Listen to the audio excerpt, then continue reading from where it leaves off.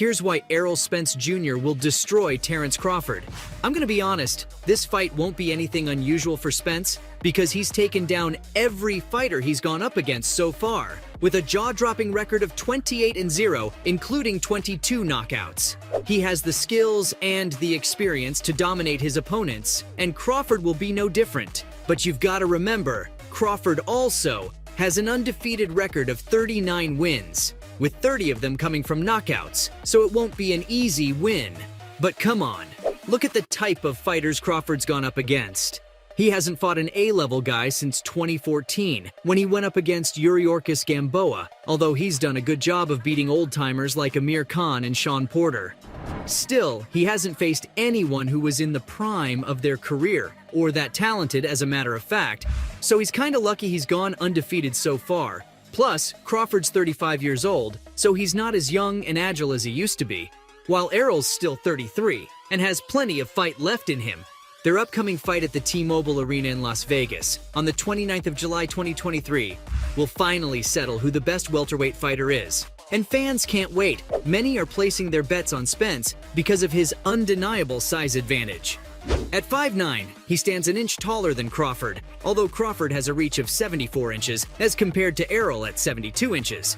Spence has the clear size advantage, which can help him control the pace of the fight. Not to mention, Spence has competed in higher weight classes before.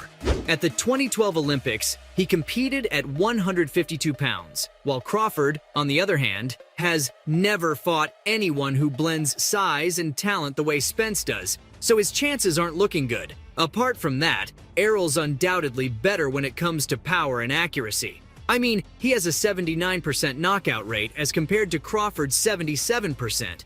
And I know, this might not seem like a huge difference, but trust me, you can see how much stronger Spence's punches are. If you don't believe me, you can take Sean Porter's word for it. He's gone up against both fighters, and he's positive that Errol's the stronger one. Porter said that Errol can do a lot of single-shot damage, while Terence just tries to punch as fast as he can. He clarified that Errol's by no means a slow puncher, but the sheer power his punches pack can really wear down his opponents. While with Terence, his punches come out of nowhere. The stronger puncher is definitely more dangerous than the faster one, and according to Porter, that's Spence. Plus, Errol, like Crawford, is a southpaw fighter. The only difference is Errol's gone up against and defeated some of the best southpaw fighters in the world. Crawford, on the other hand, can't say the same. Errol has a lot of power and aggression behind his strong jab, and his footwork is the cherry on top. He's got a hybrid style where he mixes aggressive punches with hits to the body and a whole lot of power, so his opponents can barely keep up with him.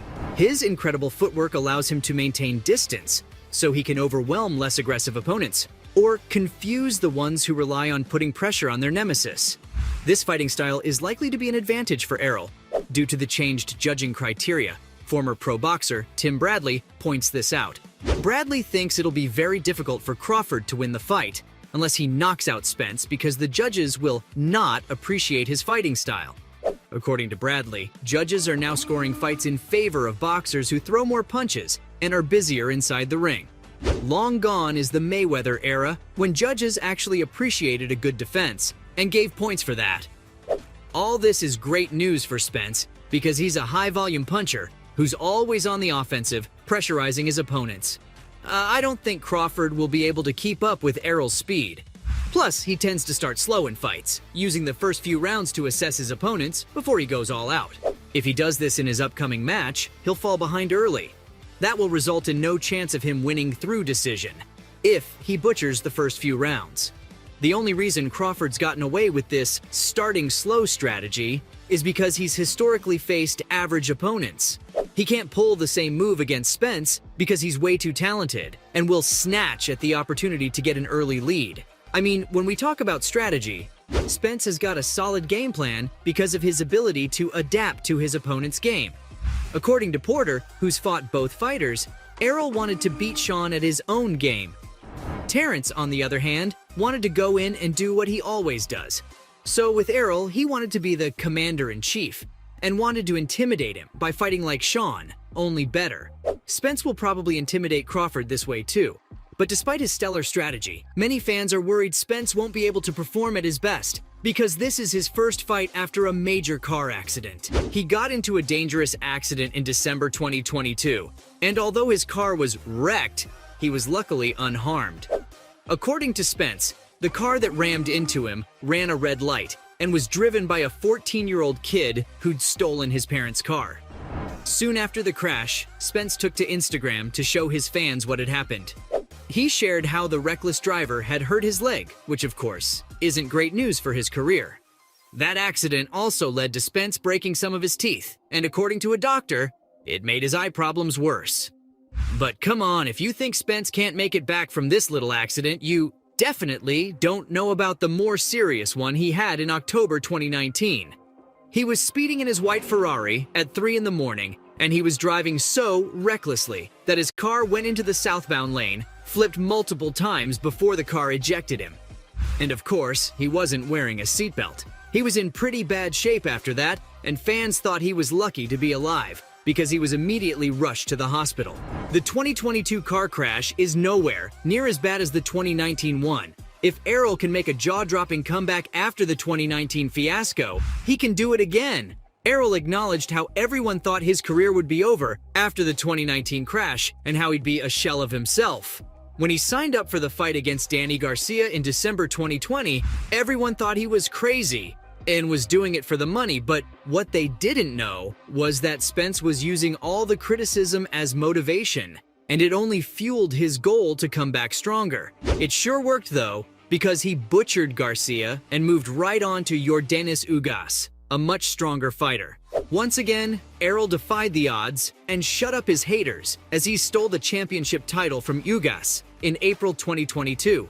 By the way, this was only a year after he had eye surgery to repair a retinal detachment. So if there's one thing we know about this guy, it's that he always comes back stronger. And this time should be no different. Errol's really tough mentally, and he always stays composed and focused, even in the most difficult situations. That's why we've seen him dominate each time he steps in the ring, regardless of where his health's at. But he doesn't just work hard, he also works smart. On the $1 Million Worth of Game podcast, the fighter revealed the real reason he beat Ugas. He observed his opponent's lifestyle, realizing that Ugas was too comfortable because he'd be chilling at home most of the time, showing off his jewelry, and spending time with his wife. So it wasn't a technical boxing analysis that gave Spence the edge, it was the realization that Ugas had his guard down and wasn't in his best form. I'm sure Spence will also be keeping an eye on Crawford for any weakness he can exploit, so Terence better watch out. And speaking of watching out, let's take a look at Spence and Crawford's defense, where, once again, Spence is superior.